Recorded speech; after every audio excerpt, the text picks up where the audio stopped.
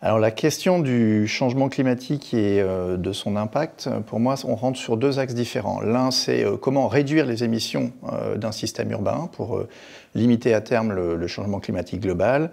Et le deuxième, parce qu'en fait, on est parti pour un monde qui sera largement à plus de 2 degrés, c'est comment est-ce qu'on adapte le tissu urbain de la métropole de Grenoble à cette évolution climatique qu'il aura à subir. Sur le premier, alors, on a un territoire qui est engagé sur la question climat depuis longtemps, puisque le premier plan climat date de 2004. On a refait un plan climat en février 2020. Et finalement, ce qui sort à l'intérieur, c'est comment agir en matière de déplacement, d'une part, réduire le volume de déplacement en général, passer à vélo, donc une politique cyclable qui est assez ambitieuse sur le mandat. Comment faire une ville du quart d'heure, ce que tout le monde utilise un petit peu, mais qui réduit les déplacements. Et ça, c'est comment on fait une mixité par le biais du PLUI entre les zones d'habitat, les zones de travail et les zones d'éducation, et comment tout ceci peut se retrouver. Et puis, évidemment, tout ce qui est réhabilitation thermique, donc réduire l'empreinte énergétique du territoire par la réhabilitation thermique des bâtiments publics, des bâtiments privés. On a fait beaucoup de choses en matière de copropriété. On a intensifié nos aides sur maintenant la partie entreprise. On est en train de mettre en place des fonds de concours aussi à destination des communes pour pouvoir gérer la question bâtiments publics. Donc on a vraiment pris toutes les facettes de la question de réhabilitation thermique à bras-le-corps. Et puis la question production d'énergie sur le territoire, à la fois parce qu'on développe du photovoltaïque, on va peu faire d'éolien chez nous, et ça le PLUI a mis ses obligations en place. On voit bien qu'avec la loi pour accélérer la production d'énergie, on n'a pas forcément une très grosse révision du PLUI à faire sur ses besoins en matière d'obligations. Donc ça, c'est, on va dire, les premiers axes. La question alimentation, elle est très prégnante aussi en termes d'empreinte CO2, mais elle est moins, j'allais dire, à la main de la métropole. On va être plus en accompagnement, et même si on dit qu'il faut faire moins mais mieux, c'est-à-dire des circuits courts, moins de viande, mieux de viande, avec un territoire qui, là, plus élargi que le territoire de la métropole, est très marqué en termes de signature paysagère par la production de bovins. Et donc, s'ils avaient à tous disparaître, on serait quand même un petit peu embêté sur la forme de nos paysages.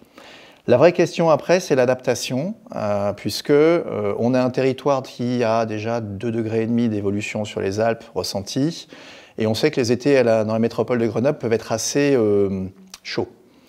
Et le Covid a montré, au fond, qu'un fait urbain ne pouvait se concevoir qu'avec une disponibilité des espaces extérieurs pour que les gens s'y sentent bien, à la fois quand on leur a demandé de rester chez eux, mais également quand on a une température qui est en train de flirter les 40 degrés, il faut pouvoir retrouver des espaces de fraîcheur, des espaces de vie qui soient acceptables. Et au fond, sur cette cuvette grenobloise, ça pose la question du verdissement des espaces publics, du développement de tout ce qui est couverture arborée, et on l'a mis en place avec le plan Canopé, qui est là pour faire muter les espaces à l'intérieur. C'est aussi quelque chose qu'il faudra qu'on travaille dans les formes urbaines, avec des espaces extérieurs disponibles pour les gens, mais également des immeubles qui soient moins source d'îlots de chaleur, où la question de l'aérologie peut être prise en compte, où la question de la couverture des toits, la couverture des façades, leur évolution doit être prise en compte. Et ça, je pense que c'est un des enjeux du PLUI de demain.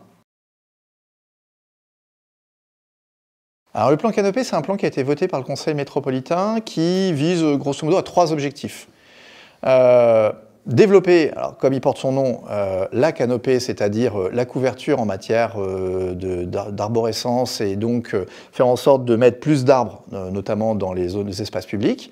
Et ça, pour de manière très évidente, faire en sorte que la couverture en matière de feuilles évite une montée en température trop forte de ce qui est en dessous, et donc favorise à la fois de l'ombre pour l'être humain, mais également une diminution de la température des matériaux qui sinon peuvent monter facilement à 60, 80, voire 90 degrés en fin de journée. Développer des haies, et donc une forme de strate arbustive intermédiaire sur la zone périurbaine, et notamment en secteur agricole, pour pouvoir favoriser plus de biodiversité dans ces secteurs-là, et puis favoriser une végétalisation générale des espaces publics, avec la désimperméabilisation des places de stationnement, avec la création de nous végétalisés pour traiter l'eau pluviale en alternative du tout tuyau et de l'envoi sur Aquapol, qui n'a pas forcément besoin de traiter l'impluvium de voirie. Et donc faire en sorte d'avoir un espace qui baisse en température, soit avec plus de nature disponible, et soit beaucoup plus agréable d'un point de vue paysager également. Alors, il est déjà à l'œuvre, il est assorti d'une augmentation des budgets que l'on consacrait sur la question plantation en matière d'arbres, puisqu'on les a quasiment doublés. Et également d'une forte inflexion d'un point de vue technique sur la manière de gérer les voiries et de gérer tout ce qu'on appelle l'entretien et le renouvellement des espaces publics et des voiries, où les équipes, petit à petit, par petites taches de léopard, sont en train de végétaliser, désimperméabiliser. Ça a fait en sorte, en fait, de donner un référentiel technique qui pousse à la végétalisation et à la désimperméabilisation, au lieu de pousser pendant un temps à l'imperméabilisation, qui était recherchée en partie par des services d'entretien, parce que, au fond, l'espace public, s'il était très imperméabilisé, il était très facile d'entretien en termes de nettoiement ou en termes de balayage, tout simplement, et propreté urbaine. Donc là, on fait une sorte de virage de ce point de vue-là. Je pense que la question de la forme urbaine de demain, elle va être là traitée dans les deux dimensions, que ce soit la zone centre, ou la zone très urbanisée, où on va retrouver les 80% d'habitat collectif du territoire, mais également dans les communes plus périphériques, où un des enjeux, c'est une forme de densification qui n'est pas que de l'extension pavillonnaire ou de la division parcellaire. Et dans ces endroits-là, il va bien falloir trouver le moyen d'amener de l'habitat collectif qui soit désirable. Et on ne peut pas considérer dans un territoire qui est d'une petite commune périurbaine que poser un cube avec 5 étages et 0 élément de prise en compte de la vie à l'extérieur soit considéré comme désirable par une population qui voit à côté un pavillon avec un jardin dans lequel le fait d'être enfermé par une forte température n'est pas le même. Pour moi, la sobriété, elle se traduit d'abord en termes de déplacement. Et on a un territoire qui peut être extrêmement sobre en termes d'émissions de CO2, en termes de déplacement, puisqu'on est, on va dire, une cuvette qui est la plus plate de France. 65% des déplacements de moins de 5 km sont encore faits en voiture. On peut parfaitement les faire muter en très grande partie sur du déplacement en vélo, ce qui est beaucoup plus sobre. On a une question à avoir sur la logistique et sur le transport, pour pouvoir aussi le rendre plus sobre, le décarboner également, en termes de type de motorisation. Et puis on a la sobriété énergétique de consommation du territoire. L'industrie a fait beaucoup, puisque c'est à elle qu'on doit une grande partie des résultats des plans climat précédents en termes de diminution d'émissions de CO2 et de consommation énergétique. On a un vrai sujet sur la réhabilitation thermique qu'il faut qu'on amplifie, qu'elle soit dans le résidentiel, dans le tertiaire ou dans les habitats industriels. Et on a un enjeu aussi en matière de sobriété numérique, parce que les constats qu'on fait, c'est qu'on réduit la quantité d'énergie utilisée pour le chauffage, mais on va augmenter l'énergie spécifique. Et ça veut dire que individuellement, nous avons plus d'outils, d'ordinateurs, d'éléments connectés qui font augmenter une consommation d'énergie. Et donc, il faut bien faire attention à ce que les effets qu'on fait pour faire de l'efficacité énergétique ne se traduisent pas par une absence de sobriété. Un petit exemple, quand on a fait en sorte de réhabiliter des bâtiments, on s'est aperçu que les gens ne baissaient pas leur consommation d'énergie. Eh bien, c'est parce qu'un bâtiment mal isolé, ils étaient difficilement à 19 degrés à l'intérieur. Eh bien, une fois qu'ils l'ont réhabilité, ils sont très facilement à 23 degrés à l'intérieur. Et ce n'est pas beaucoup plus sobre en fait que la déperdition et l'épave énergétique de se chauffer à 23 pour être en t-shirt pendant l'hiver, alors qu'on peut parfaitement rester à 19 et à ce moment-là avoir quelque chose. Donc la question des usages et des pratiques va être un vrai enjeu pour pouvoir obtenir une forme de sobriété. Pour moi, ce n'est pas l'enjeu principal en termes de sobriété de ressources. Je pense qu'on va avoir face à nous une vraie question sur les minerais. Alors, ça ne concerne pas directement l'agglomération grenobloise en termes de zone de production.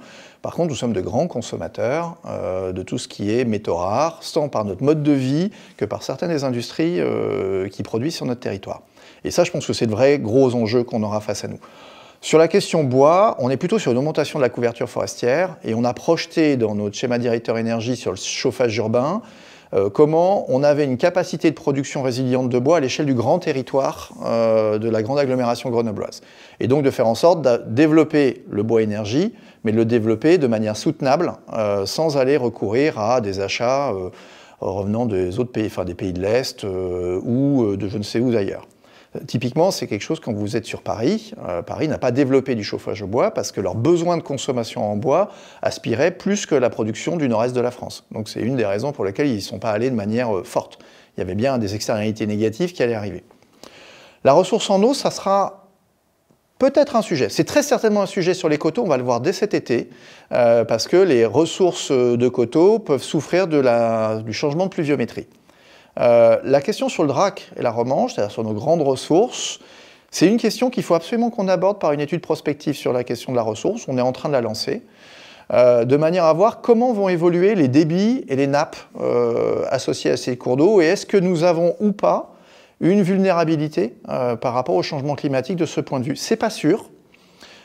L'étude qui a été faite sur la Drôme, sur le cours d'eau Drôme, montre qu'il a une baisse, grosso modo, surtout de ses débits d'étiage de l'ordre de 30%, et une baisse de sa productivité de l'ordre de 20% global, mais c'est-à-dire que ce n'est pas quelque chose qui serait problématique chez nous. Nous, on n'utilise même pas la moitié de la ressource en eau qui est disponible. Par contre, très clairement, ça bouge la manière dont l'hydrologie fonctionne au cours du temps. Et ça, il faut qu'on regarde ce que ça veut dire, notamment en termes de risque de crue, en termes de sensibilité au fonctionnement de nos cours d'eau. En termes de ressources eau potable, il faut qu'on projette, mais pour l'instant, on avait des ressources qui étaient très disponibles, enfin très grandes, et sur lesquelles on les mobilisait très peu. Mais la question du partage de la ressource va être un sujet qui va arriver sur l'ensemble du territoire, et donc il faut pouvoir prendre sa part à l'intérieur, même si pour l'instant, on n'est pas du tout dans la situation de Dijon, de Montpellier, qui sont beaucoup plus exposés d'un point de vue alimentation en eau potable ou eau à destination industrielle.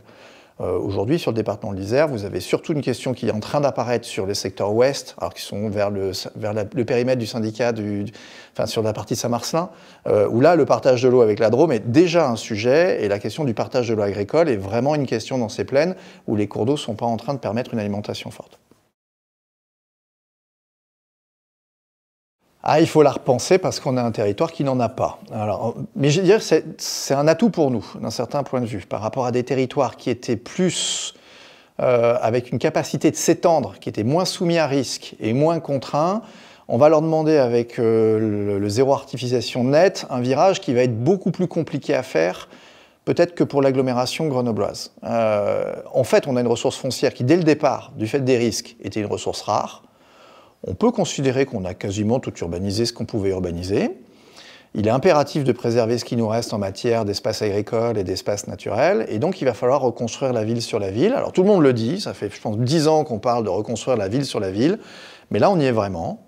Moi j'assiste à des opérations de renouvellement urbain qui posent de vraies questions sur leur durabilité économique. On part sur des terrains qui sont déjà avec une forme urbaine présente, qu'il faut parfois dépolluer, parfois démolir. Et ce qu'on va chercher aussi à faire, c'est surtout réutiliser le plus possible ces bâtis, donc partir d'eux pour pouvoir construire la ville différente, sans forcément passer par une mise à plat ou une mise à zéro systématique qui est coûteuse en termes de génie civil et donc de matière grise. Donc d'énergie grise. Donc véritablement, c'est là où on a un challenge, mais moi, je me pique à penser qu'on est un petit peu plus aidé parce qu'on a été challengé depuis un peu plus longtemps que d'autres collectivités ou d'autres territoires pour reconstruire ça. On a peut-être un peu plus l'habitude de voir des bilans d'opérations qui sont un peu plus compliqués à poser du fait de l'urbanisation initiale ou du fait de la dépollution. J'en ai quand même pour preuve le nombre de dossiers de dépollution qu'on pose actuellement auprès de l'État qui montrent qu'on est bien en train de se saisir de sites industriels et de les faire bouger. HP a bougé, DXC, c'est un site qui est en train de se reconfigurer complètement et on voit bien que ce soit le secteur public comme le secteur privé, tout le monde est en train de faire en sorte de faire du mécano pour donner l'usage de demain à ces sites qui ont été délaissés.